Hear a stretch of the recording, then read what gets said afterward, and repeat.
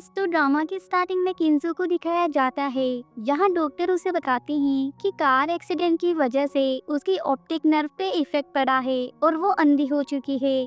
तभी फ्लैशबैक में दिखाया जाता है जहां एक बार में पार्टी चल रही होती है, तो किंजो ड्रिंक लेके वहां आ रही होती है। तभी एक पर्सन उसे पकड़ के अंदर खींच लेता है और नशे में होने के कारण वो उसके क्लोज जाने की कोशिश करता है। ये इस ड्रामा का हीरो मिस्टर फुजिन है। यहाँ किंजो उसे अपने से दूर करते हुए कहती है, जैसा आप समझ रहे हैं वैसा नहीं है, मैं यहाँ केवल वेट्रेस का काम करती हूँ। पर फुजिन तो उसकी एक बात नहीं सुनता और कहता है, मैं तुम्हारी रिस्पॉन्सिबिलिटी लेने के लिए रेडी हूँ।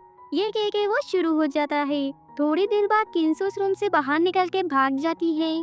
तभी वहाँ उसका पेंडेंट गिर जाता है और जैसे ही मिस्टर फुजिन उस रूम से बाहर आता है तो वो उस पेंडेंट को उठा लेता है। इधर किंजो आज उसके साथ जो कुछ भी हुआ उसके बारे में सोच के रोड पे जा रही होती है। तभी वो देखती है सामने से एक कार एक ओल्ड लेडी को टक्कर मारने वाली होती है। तभी किंजो उस ओल्ड लेडी को साइड में कर देती है और उसका एक्सीडेंट हो जाता है। तो प्रेजेंट में ये सोच के वो काफी उदास होती है। तो डॉक्टर उसे कहते हैं, आपको उदास होने की जरूरत नहीं है, अगर आप अपना ट्रीटमेंट करवाती हो तो आपकी आंखें ठीक हो सकती है। थोड़ी देर बाद किंजो के पेरेंट्स उसे जबरदस्ती हॉस्पिटल से ले जा रहे थे। तो किंजो कहती है, मॉम, डॉक्टर ने कहा है कि मेरी आइज़ अभी भी ठीक हो सकती है, फिर आप मुझे घर क्यों ले जा रही हो? उसकी मॉम कहती है, अब तुम्हारी आंखें कैसे ठीक होगी, वैसे भी तुम्हारे ट्रीटमेंट के लिए हमारे पास पैसे नहीं है। किंजो कहती है, पर उस 1 मिलियन का क्या हुआ जो उन ओल्ड आंट ने मेरे ट्रीटमेंट के लिए दिए थे? मॉम कहती है, तुम क्यों बकवास कर रही हो, और तुमसे किसने कहा था रोड पे जाके लोगों को बचाने के लिए? तभी डैड कहते हैं, तुम अभी भी इससे बातें कर रही हो, हम घर जाने के बाद इसकी मैरिज उस ओल्ड क्रिपल मैन से करवा देंगे। ये सुन के किंजो कहती है, डैड, मुझे अभी स्कूल जाना है, मैं किसी से मैरिज नहीं करूंगी। पर उसके पेरेंट्स तो उसे जबरदस्ती घर ले जाते हैं। थोड़ी देर बाद मिस्टर फूजन अपने असिस्टेंट के साथ हॉस्पिटल में आता है और किंजो के बारे में पूछता है। तो असिस्टेंट बताता है, बॉस, थोड़ी देर पहले वो यहीं पे थी, पर शायद वो डिस्चार्ज लेके यहाँ से जा चुकी है। इस पर फूजन कहता है, जितना जल्दी हो उसे ढूंढ के मेरे सामने लाओ। जब ग्रैंडमा को ये बात पता चलती है कि किंजो हॉस्पिटल में नहीं है, तो वो फूजिन से कहती है, तुम कुछ भी करो और कैसे भी करके उसके बारे में पता करो। उस लड़की ने मेरी जान बचाई है जिसकी वजह से वो अंधी हो गई, पता नहीं वो कैसी होगी। फूजिन कहता है, ग्रैंडमा, आप टेंशन मत लो, मैंने उसे ढूंढने के लिए अपने लोगों को लगा दिया है। ग्रैंडमा कहती है, हाँ, उसे जल्द से जल्द ढूंढ के मेरे सामने लाओ, अगर वो नहीं होती तो आज तो हमारी ग्रैंडमा जिंदा नहीं होती। वैसे वो लड़की बहुत ब्यूटीफुल है, उसकी आंखें एकदम बड़ी बड़ी हिरनी जैसी है, होठ तो एकदम गुलाब जैसे हैं। मेरी मानो तो तुम्हें उससे मैरिज कर लेनी चाहिए। फूजिन कहता है, ग्रैंडमा, वैसे आप घर से बाहर नहीं जाती, फिर ऐसा क्या हुआ कि आप अचानक घर से बाहर चली गई, और तभी आपका एक्सीडेंट होने वाला था और उस लड़की ने आके आपको सेव भी कर लिया। मुझे वो लड़की कुछ सही नहीं लग रही। ग्रैंडमा कहती है, तुम्हें तो हर चीज पे डाउट करने की आदत है, मैं अब कुछ भी नहीं सुनना चाहती, तुम्हें मेरी बात माननी होगी। फूजिन कहता है, ठीक है ग्रैंडमा, आप टेंशन मत लो। तभी असिस्टेंट को कॉल आता है और उसे किंजो के बारे में पता चल जाता है। ये सुनकर ग्रैंडमा खुश होते हुए कहती है, जल्दी से उसे मेरे सामने लेके आओ, मैं उसे थैंक यू कहना चाहती हूँ। फूजिन कहता है, ठीक है ग्रैंडमा, मैं उसे लेके आता हूँ। ये कह के वो असिस्टेंट के साथ वहाँ से चला जाता है। दूसरी तरफ किंजो अपना घर छोड़ के जा रही होती है। यहाँ वो सोचती है, मॉम, डैड, प्लीज आप मुझे माफ कर देना, पर मैं अभी मैरिज नहीं कर सकती, मैं अभी स्कूल जाना चाहती हूँ। ये सोच के वो वहाँ से चले जाती है। रास्ते में चलते चलते रात होने लगती है। तभी उसके पास एक कार आके रुकती है और कार से मिस्टर फूजिन बाहर निकल के कहता है, मेरा नाम फूजिन है और मेरी ग्रैंडमा ने बताया कि तुमने उन्हें सेव किया था, इसलिए वो चाहती है कि तुम्हारी आंखें जल्द से जल्द ठीक हो जाए और मैं तुमसे मैरिज कर लूँ। ये सुन के किंजो कहती है, इसकी कोई जरूरत नहीं है, मैंने पता किया है, मेरा ट्रीटमेंट काफी एक्सपेंसिव है, और रही बात एक्सीडेंट की, तो वो तो किसी के साथ भी हो सकता है। फूजिन कहता है, ग्रैंडमा का एक्सीडेंट ऐसे ही नहीं हुआ, ये सब किसी ने जानबूझ के करवाया था, और क्योंकि तुमने मेरी ग्रैंडमा को सेव करने के लिए अपनी आंखें खो दी, इसलिए मैं वैसा ही करूँगा जैसा ग्रैंडमा ने मुझे करने को कहा है। किंजो कहती है, नहीं नहीं, ऐसा करने की कोई जरूरत नहीं है, मैं अपने हिसाब से सब हैंडल कर लूँगी। ये कह के वो जैसे वहाँ से जाने लगती है, तभी उसका पैर फिसल जाता है और वो गिरने लगती है। तब मिस्टर फूजिन उसे पकड़ लेता है और जैसे ही किंजू की आंखों की पट्टी हटती है तो उसकी खूबसूरती देख के वो हैरान हो जाता है। इसके बाद वो दोनों रजिस्ट्रार ऑफिस जाके मैरिज सर्टिफिकेट ले लेते हैं और जब वो दोनों बाहर आ रहे होते हैं तभी किंजू के पास किसी का कॉल आता है तो वो वहां से निकल जाती है। तभी असिस्टेंट वहां आके कहता है, बॉस, उस लड़की के बारे में पता चल चुका है जो आपके साथ क्लब में थी और अभी वो प्रेग्नेंट है। ये सुन के फूजिन हैरान हो जाता है। दूसरी तरफ किंजू जैसे ही घर पहुंचती है तो उसके पेरेंट्स और उसका भाई उसे बुली करने लगते हैं और एक ओल्ड मैन से मैरिज करने को कहते हैं। इस पर किंजू उन्हें बता देती है कि उसकी ऑलरेडी मिस्टर फूजिन से मैरिज हो चुकी है। फूजिन का नाम सुनकर उसका ब्रदर कहता है, मिस्टर फूजिन फूजी कंपनी का प्रेसिडेंट है और वो इस वर्ल्ड के टॉप 10 रिच मैन में शामिल है। वो तुम्हारे जैसे लड़की से मैरिज क्यों करेगा? किंजू कहती है, मैं उन्हें अभी कॉल लगा रही हूँ। ये कह के वो जैसे उसे कॉल लगाने लगती है तो उसका ब्रदर उसका फोन छीन लेता है। इधर असिस्टेंट फूजिन को बताता है कि वो लड़की और कोई नहीं बल्कि किंजू ही है जिसके साथ उसने मैरिज कर ली है। ये सुनकर फूजिन खुश हो जाता है। तभी उसे कॉल आती है और वो अपने गार्ड के साथ किंजू की लोकेशन पे पहुंच जाता है। यहाँ वो सभी मिलकर किंजू को बुली कर रहे थे। तभी फूजिन को यहाँ देख के वो सभी हैरान हो जाते हैं। तभी उसकी मॉम कहती है, तुम हो कौन और तुम्हारी हिम्मत कैसे हुई हमारे घर के अंदर आने की? असिस्टेंट कहता है, तुम्हारी हिम्मत कैसे हुई प्रेसिडेंट के साथ इस तरीके से बात करने की? ये सुन के वो मिस्टर फूजिन से माफी मांगने लगती है पर फूजिन तो उसकी बातों को इग्नोर कर देता है और किंजू को गोद में उठा के वहाँ से जाने लगता है और अपने गार्ड को कहता है, इनकी ऐसी खातिरदारी करो कि ये अपने पैरों पे खड़े भी ना हो पाए। ये कह के वो वहाँ से चला जाता है। आगे ग्रैंडमा हॉस्पिटल में किंजू से बातें कर रही होती है और कहती है, अच्छा हुआ जो फूजी टाइम पे पहुंच गया, वरना तुम्हारे बच्चे के साथ कुछ भी हो सकता था। ये सुनकर किंजू पूछती है, कौन सा बच्चा? इस पर ग्रैंडमा कहती है, तुम प्रेग्नेंट हो। ये कह के वो किंजू को अपना बेंगल निकाल के देते हुए कहती है, ये हमारा पुश्तैनी बेंगल है जो मेरी मदर इन लॉ ने मुझे दिया था और अब मैं ये तुम्हें दे रही हूँ। अब तुम्हें कोई भी बुली करने की हिम्मत नहीं करेगा।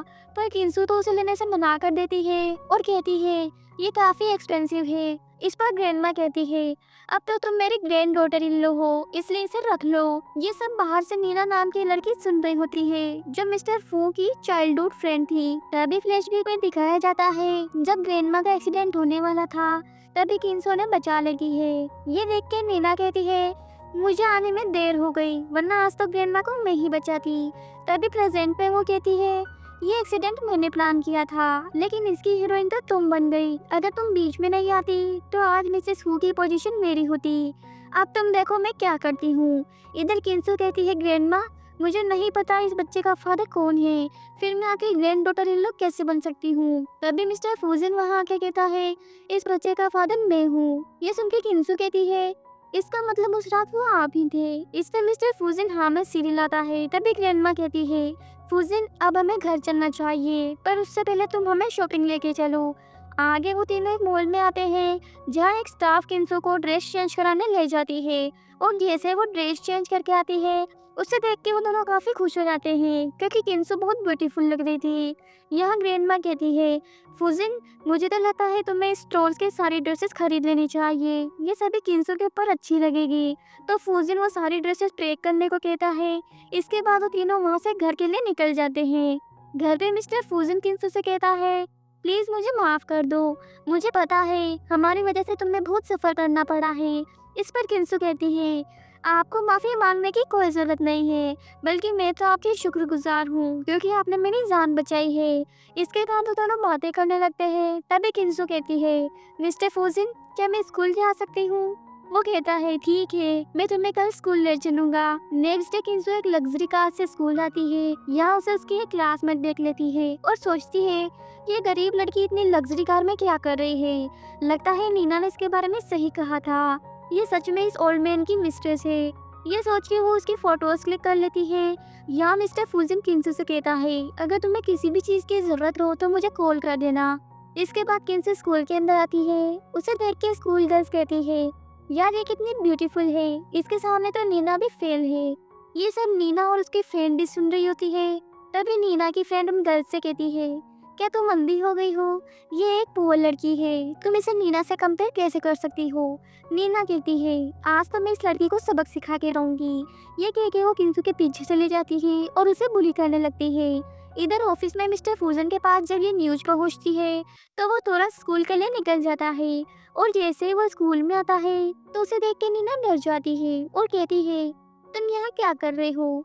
यहाँ मिस्टर फूजन किंसू को कंसोल करते हुए कहता है, तुम घबराओ नहीं, मैं आ गया हूँ। तभी किंसू कहती है, मिस्टर फूजन मेरे पेट में दर्द हो रहा है। ये कह के वो बेहोश हो जाती है। तो फूजन किंसू को अपने गार्ड के साथ हॉस्पिटल भिजवा देता है और नीना से कहता है, तुमसे किसने कहा इसे हाथ लगाने के लिए? नीना कहती है, ब्रदर वो लड़की बिल्कुल भी अच्छी नहीं है, मैं तो बस उसे सबक सिखा रही थी और मैंने सुना है वो किसी ओल्ड मैन को डेट कर रही है। तभी असिस्टेंट कहता है, वो किसी भी ओल्ड मैन को डेट नहीं कर रही क्योंकि वो प्रेसिडेंट फूजन की वाइफ है। ये सुन के नीना हैरान हो जाती है और कहती है, ब्रदर मुझे पता है तुम ये सब उसे फेवर करने के लिए कर रहे हो और उसने ही तुम्हें मैरिज करने के लिए फोर्स किया है। असिस्टेंट कहता है, ज्यादा बकवास करने की जरूरत नहीं है। तभी नीना की फ्रेंड कहती है, मेरे पास एविडेंस है, वो एक ओल्ड मैन की मिस्ट्रेस है और आज वो ओल्ड मैन उसे स्कूल छोड़ने भी आया था। तभी असिस्टेंट उन फोटोज को देख के कहता है, क्या तुम श्योर हो कि ये वही पर्सन है? अगर ऐसी बात है तो तुम गलत हो, ये पर्सन फू फैमिली का ड्राइवर है। और ध्यान से देखो, कार में मिस्टर फू भी बैठे हुए हैं। ये देख के वो दोनों हैरान हो जाती है। तभी मिस्टर फूजिन कहता है, नीना अगर किंसू के साथ कुछ भी हुआ तो मैं तुम्हारी पूरी फैमिली को बर्बाद कर दूंगा, इसलिए भगवान से प्रे करो कि किंसू ठीक हो। ये कह के वो वहाँ से चला जाता है। हॉस्पिटल में मिस्टर फूजिन किंसू की केयर कर रहा होता है और कहता है, तुम बिल्कुल भी टेंशन मत लेना, मैं तुम्हें हमेशा प्रोटेक्ट करूंगा। दूसरी तरफ नीना डॉक्टर के पास आती है और इसे पता चल जाता है कि किंसू प्रेग्नेंट है। ये सुन के वो सोचती है, अब मैं भी देखती हूँ तुम कैसे फू फैमिली की डॉटर इन लो बनती हो। इसके बाद वो मिस्टर फूजिन के पास आके कहती है, ब्रदर तुम किसी और के बच्चे को कैसे एक्सेप्ट कर सकते हो? इस पर वो कहता है, तुम क्या बकवास कर रही हो? नीना कहती है, ब्रदर आपकी और इसकी मैरिज को अभी तक 1 वीक भी नहीं हुआ और ये लड़की 3 मंथ से प्रेग्नेंट है। पता नहीं इसने किसके साथ मुंह काला किया है। आप अभी के अभी से डाइवोर्स दे दो और अपने घर से बाहर निकाल दो। तभी ग्रैंडमा वहाँ आके कहती है, तुम होती कौन हो हमारी फू फैमिली में इंटरफेयर करने वाली? इसके बाद वो किंसू की केयर करते हुए कहती है, तुम टेंशन मत लेना, मैं तुम्हारे साथ हूँ, अब तुम्हें कोई भी बुली नहीं करेगा। इसके बाद वो नीना से कहती है, तुम अपने फेस से जितनी सुंदर हो तुम्हारा दिल उतना ही काला है। वो कहती है, ग्रैंडमा आप मुझे ऐसा कैसे कह सकती है? मैं तो ये सब फू फैमिली के अच्छे के लिए कर रही हूँ। ग्रैंडमा कहती है, मैंने तुम्हारी बहुत सी वीडियो देखी है जिसमें तुम अपनी पावर का यूज करके दूसरे लोगों को बुली करती हो। नीना कहती है, ग्रैंडमा मैंने इसे जानबूझ के बुली नहीं किया, ये किसी ओल्ड मैन की मिस्ट्रेस है, ऊपर से ये 3 मंथ प्रेग्नेंट है। उसके बावजूद ये मिस्टर फूजिन को फंसाने की कोशिश कर रही है और मैं नहीं चाहती कि इस कंट्री में फू फैमिली की रेपुटेशन खराब हो। वैसे फू फैमिली और हमारी सू फैमिली के काफ़ी अच्छे रिलेशन हैं, तो आपका मेरे बारे में क्या ख्याल है? ग्रैंडमा कहती है, फू फैमिली की केवल एक ही डॉटर इन लॉ बन सकती है और वो किंसू है। और रही बात उसकी प्रेगनेंसी की, तो तुम्हें इससे मतलब नहीं होना चाहिए, इसलिए अपना मुंह बंद रखो और आगे से किंसू के बारे में कोई भी उल्टी सीधी बात मत करना।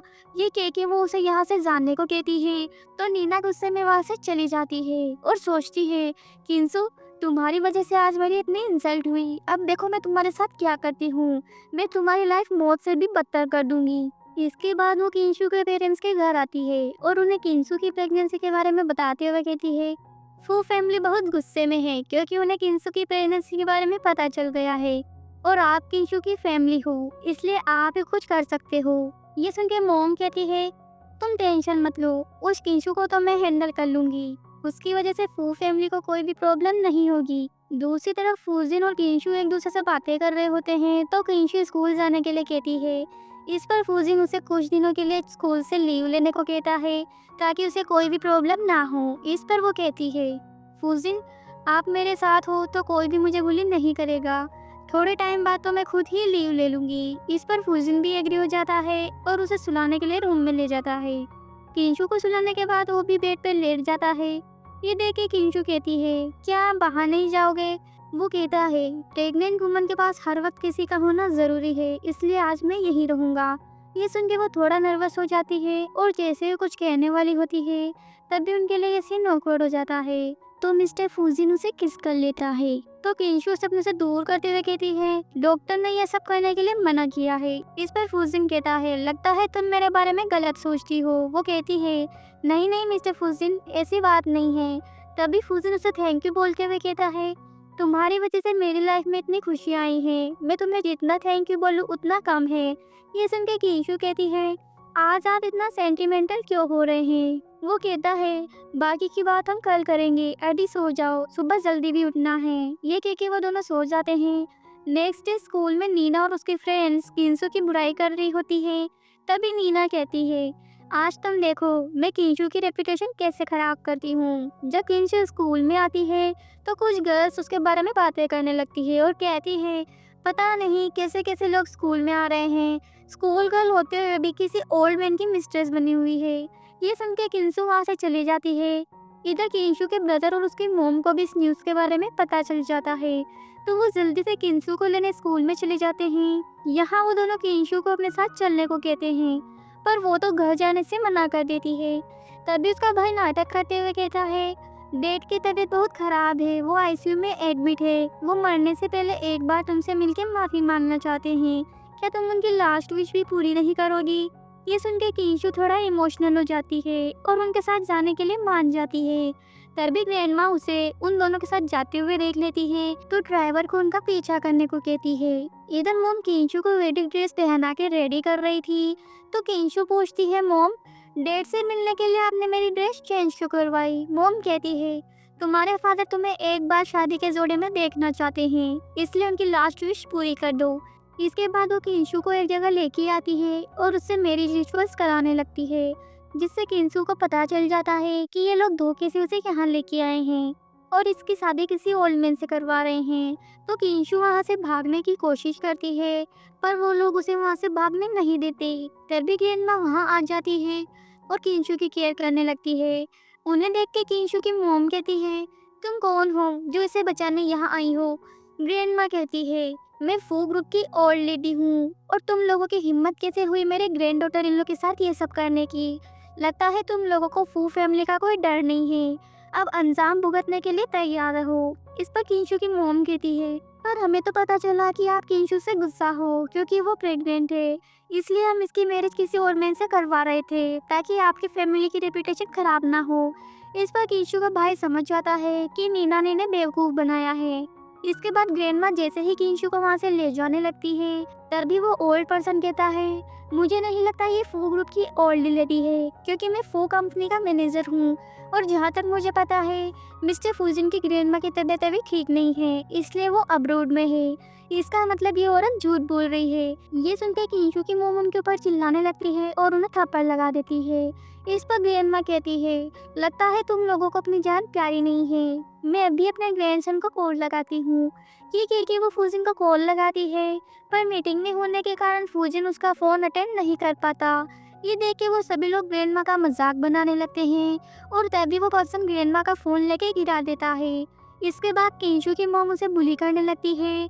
दूसरी तरफ जैसे ही मिस्टर फूजिन की मीटिंग खत्म होती है, तो अपने फ़ोन पे इतना सारा मिस कॉल्स दे के वो सोच में पड़ जाता है। तभी असिस्टेंट वहाँ आके उसे ग्रैंडमा और किंशु के बारे में बताता है, तो वो तुरंत वहाँ से निकल जाता है।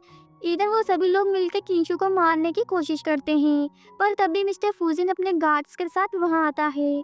यहाँ मिस्टर फूजिन उस मैनेजर को अच्छे से सबक सिखाता है।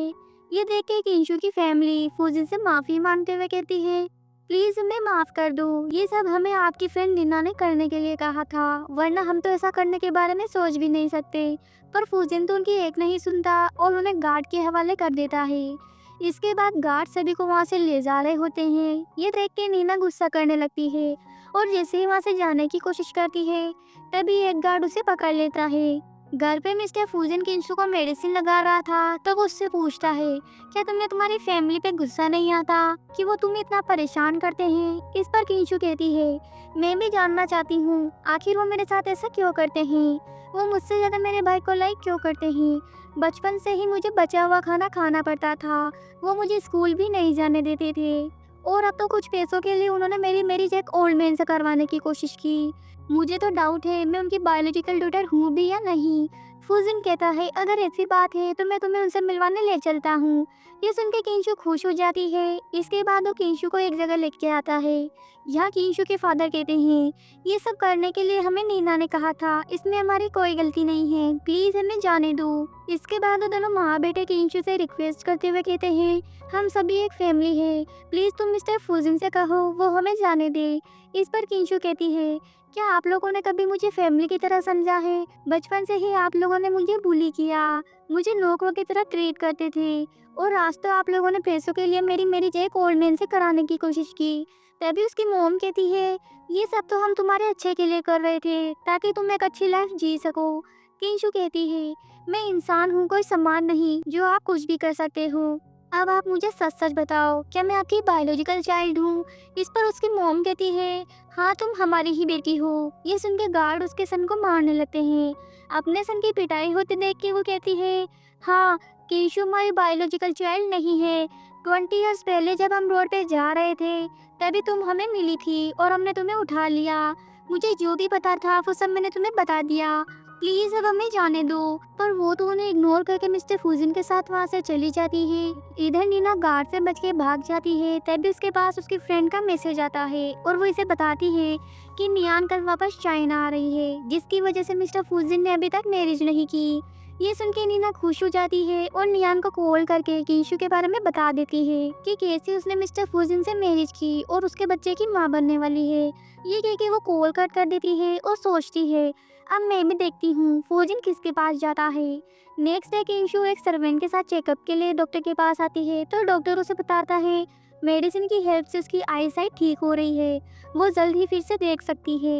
ये सुन के वो खुश हो जाती है और जब वो हॉस्पिटल से घर जाने लगती है तभी किंशु को प्यास लगने लगती है तो सर्वेंट उसके लिए पानी लेने चली जाती है।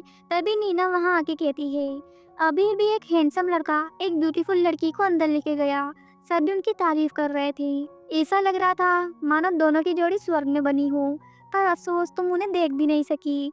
पर क्या तुम्हें पता है वो दोनों कौन थे? उस लड़की का नाम नियान है जो आज ही चाइना वापस आई है और उसी की वजह से मिस्टर फूजिन इतने सालों तक मैरिज नहीं कर रहा था क्योंकि वो उसके वापस आने का वेट कर रहा था। और जैसे ही आज वो आई तभी उसका कार एक्सीडेंट हो गया तो फूजिन तुरंत उसे लेके हॉस्पिटल चला गया। और सबसे बड़ी बात नियान एक बेली डांसर है और वो अपने फिगर को मेंटेन करने की वजह से बच्चे को जन्म नहीं दे सकती, इसलिए फूजिन ने तुम्हें अपने साथ रखा हुआ है। एक बार ये बच्चा हो जाए उसके बाद फू फैमिली तुम्हें उस घर से निकाल देगी। थोड़ी देर बाद किंशु घर आके अपना सामान पैक करने लगती है। ये देख के मिस्टर फूजिन उसे रोकने की कोशिश करता है। इस पर किंशु कहती है अब मेरी आंखें ठीक हो चुकी है, आपको मेरा ध्यान रखने की जरूरत नहीं है और वैसे भी अब तो यहाँ आपकी गर्लफ्रेंड रहने वाली है। ये सुन के वो नियान को कॉल लगाता है और कहता है मेरी वाइफ हमारे रिश्ते के बारे में गलत समझ रही है, तुम उसे क्लैरिफाई कर दो कि हमारे बीच ऐसा कुछ भी नहीं है। इस पर नियान भी एग्री करती है। फोन कट होने के बाद वो गुस्सा करने लगती है और नीना से कहती है तुमने तो मुझसे कहा था कि मिस्टर फूजिन ने अभी तक मैरिज नहीं की, पर उसकी तो ऑलरेडी एक वाइफ है। इस पर नीना कहती है उन दोनों ने तो प्रेगनेंसी की वजह से शादी की है क्योंकि फूजिन को लगता है कि वो बच्चा इसका है, पर मुझे पता है वो बच्चा किसी और का है। इस पर नियान पूछती है फिर उसने मुझे हमारे रिश्ते के बारे में अपनी वाइफ के सामने क्लेरिफाई करने को क्यों कहा? नीना कहती है हो सकता है मिस्टर फूजिन तुम्हें जेलस फील कराना चाहते हो क्योंकि तुम अपने करियर के लिए उसे छोड़ के गई थी, पर शायद वो तुम्हें छोड़ना नहीं चाहता, वो अभी भी तुम्हें लाइक करता है इसलिए उसने ये सब किया। ये सुन के नियान कहती है अगर ऐसी बात है तो मैं भी पीछे नहीं हटने वाली।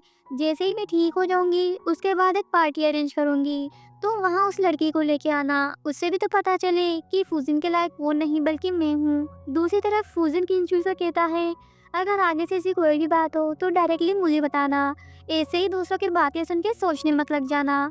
यहाँ किंशु उन दोनों के ब्रेकअप के बारे में पूछती है तो वो कहता है नियान बेली डांसर बनने के लिए मुझे छोड़ के अब्रॉड चली गई थी इसलिए हमारा ब्रेकअप हो गया।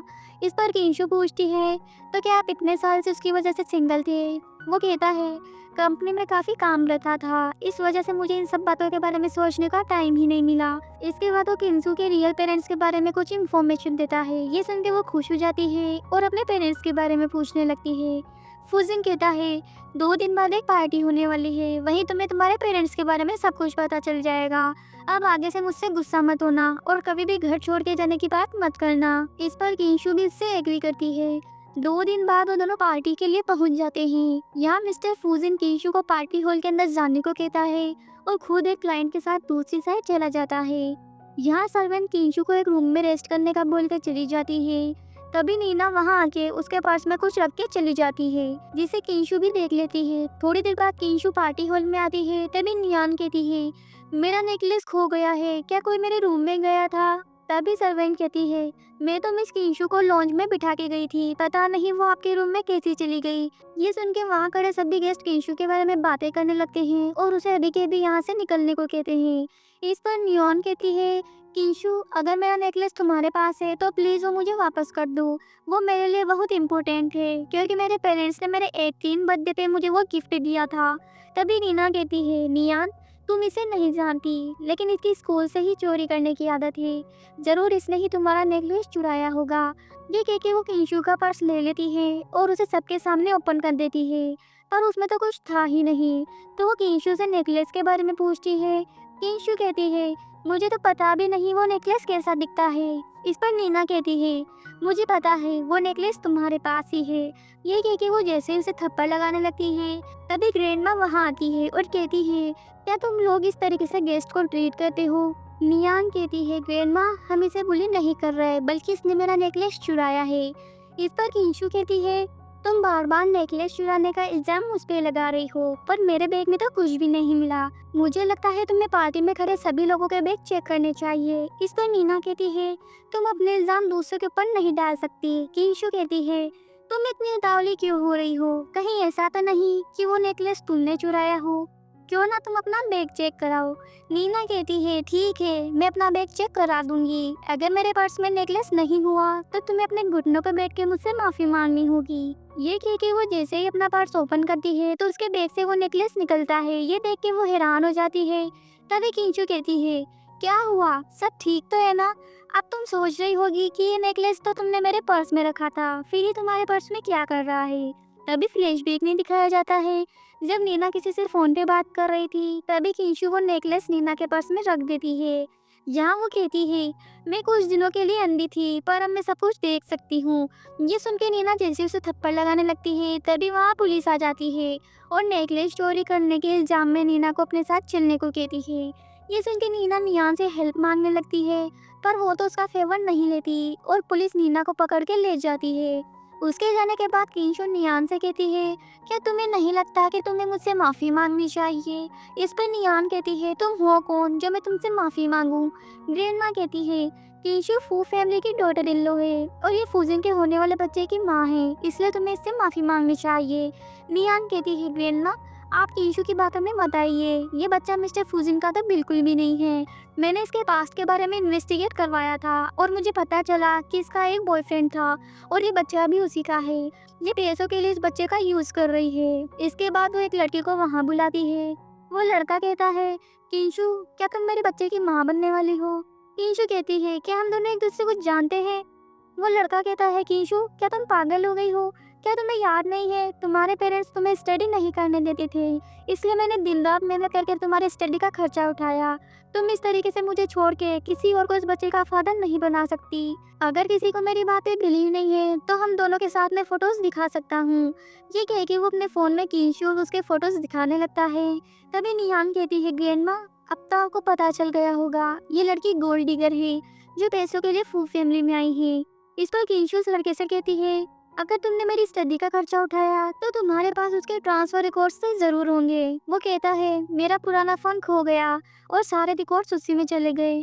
किंशु कहती है तो फिर ये फोटोज अभी भी तुम्हारे फोन में क्या कर रहे हैं?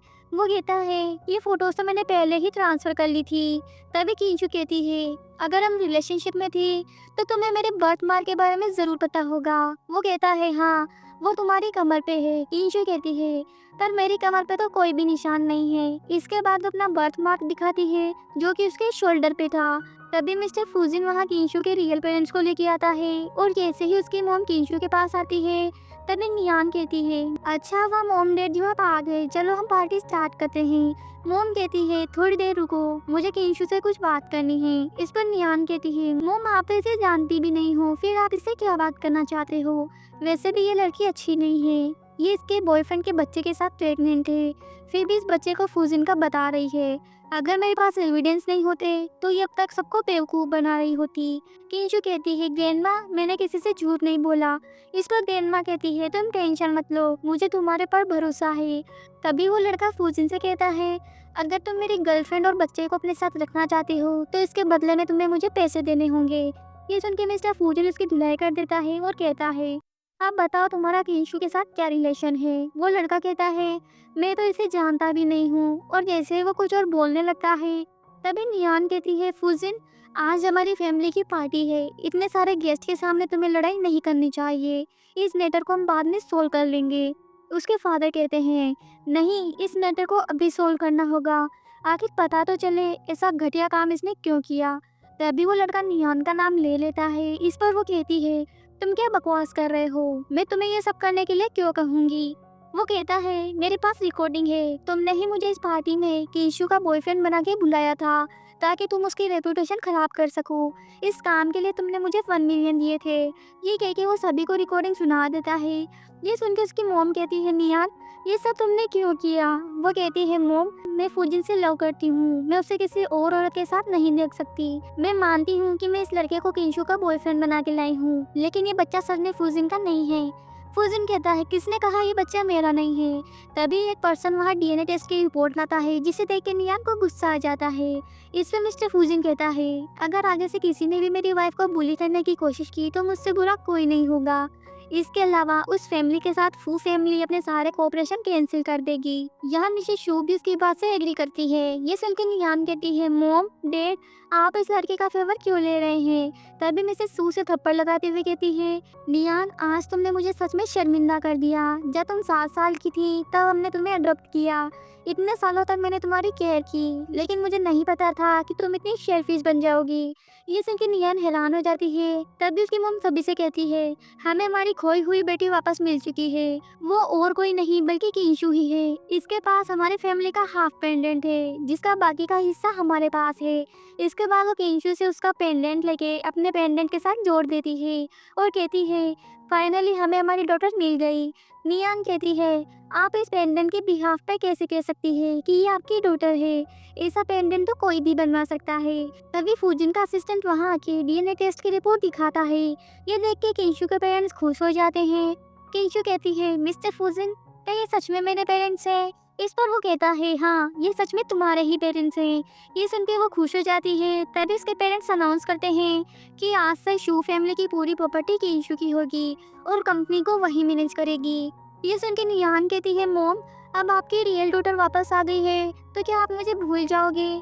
आपने इतने सालों तक मुझे अपने साथ रखा और अब आप अपना सब कुछ इस किंशु को दे रही हो, क्या ये मेरे साथ फेयर है? उसके डैड कहते हैं, मॉम ने तुम्हें कंपनी में जॉब दे दी है, अब तुम्हें सीखना होगा आम लोगों की तरह कैसे रहते हैं। ये सुनकर उसे बहुत गुस्सा आता है और वो सोचती है, अब आगे जो भी होगा उसके लिए मुझे ब्लेम मत करना। ये सोच के वो कहती है, थैंक यू मॉम डैड, अब मुझे समझ में आ गया है, क्योंकि अब आपकी बायोलॉजिकल डॉटर वापस आ चुकी है तो सब कुछ उसे ही हैंडल करना है। मॉम कहती है, अच्छा हुआ जो तुम्हें सब कुछ जल्दी समझ में आ गया, अब तुम कंपनी में रह के अपनी सिस्टर की हेल्प करना। वो कहती है, हाँ मॉम अब मैं अपनी सिस्टर की हेल्प करूंगी। ये कह के वो किंशु के पास आने लगती है। तभी फूजिन कहता है, तुम अब क्या करना चाहती हो?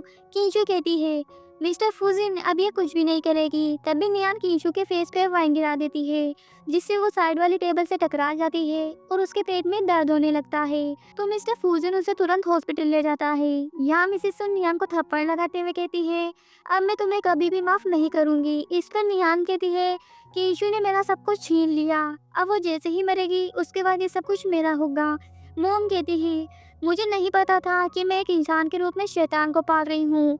आज से तुम्हारा हमारी शू फैमिली के साथ कोई भी रिश्ता नहीं होगा। ये सुन के नियान हैरान हो जाती है। दूसरी तरफ मिस्टर फूजिन किंशु को हॉस्पिटल में ले जाता है, जहाँ उसका ट्रीटमेंट स्टार्ट हो जाता है। तभी वो अपने गार्ड से नियान को यहाँ लाने को कहता है। इसके बाद वो नियान को धमकाते हुए कहता है, अगर किंशु के साथ कुछ भी हुआ तो उसकी कीमत तुम्हें अपनी जान दे के चुकानी पड़ेगी। नियान कहती है, मैंने कभी नहीं सोचा था कि तुम मेरे साथ ऐसा करोगे। लगता है तुम उसे सच में लायक करते हो, पर उसमें ऐसा क्या है जो तुम सब उसे बचाने में लगे हुए हो? अगर ऐसा है तो मैं चाहूंगी कि वो आज ही मर जाए। ये सुन के मिस्टर फूजिन उसे थप्पड़ लगा देता है। इस पर नियान गुस्से में कहती है, अगर तुम्हारे अंदर हिम्मत है तो मुझे मार के दिखाओ। तो मिस्टर फूजिन जैसे ही उसके ऊपर हाथ उठाने लगता है तो ग्रैंडमा उसे रोकते हुए कहती है, तुम्हें इस औरत के लिए अपने हाथ गंदे करने की कोई जरूरत नहीं है। इसके बाद मिस्टर फूजिन अपने गार्ड से कहता है, इसे अभी के अभी मेंटल हॉस्पिटल में ले जाओ, तभी इसकी अगले ठिकाने आएगी। तो गार्ड्स नियान को वहाँ से ले जाते हैं। थोड़ी देर बाद डॉक्टर ऑपरेशन रूम से बाहर निकलते हैं और कहते हैं, टेंशन की कोई बात नहीं है, माँ और बच्चा दोनों ठीक है। ये सुन के फूजन किंशु से मिलने जाता है और किंशु की केयर करने लगता है। वो कहती है, मिस्टर फूजिन आप इतना परेशान क्यों हो रहे हो? वो कहता है, मुझे लगा मैं तुम्हें फिर से कभी भी नहीं देख पाऊंगा, पर भगवान का शुक्र है कि तुम ठीक हो। वो कहती है, अगर आप मेरे साथ हो तो मुझे कुछ भी नहीं हो सकता, मैं हमेशा आपके साथ रहूंगी। ये सुन के फूजिन खुश हो जाता है। आगे मिस्टर फूजिन किंशु को लेके घर आता है, जहाँ ग्रैंडमा और किंशु के पेरेंट्स उसका वेट कर रहे थे। यहाँ उसकी मॉम नियान की तरफ से उससे माफ़ी मांगती है। इस पर वो कहती है, मॉम डैड इसमें आपकी कोई गलती नहीं है, ये सब तो नियान की गलती थी, और वैसे भी अब तो मैं और बच्चा दोनों ठीक हैं। इसके बाद उसकी मॉम उसके बच्चे और उसके लिए कुछ गिफ्ट्स मंगवाती है। साथ ही वो प्रॉपर्टी के पेपर को किंशु के नाम कर देती है। ये देख के किंशु कहती है, लगता है अब मैं इस कंट्री की सबसे रिच लेडी बन गई हूँ। मिस्टर फूजिन अब आपको ज़्यादा काम करने की कोई ज़रूरत नहीं है, मैं आपको सपोर्ट करूँगी। फूजिन कहता है, मैं बहुत लकी हूँ जो मुझे तुम्हारी जैसी वाइफ मिली। इसी के साथ ये ड्रामा यहीं एंड हो जाता है। Thank you.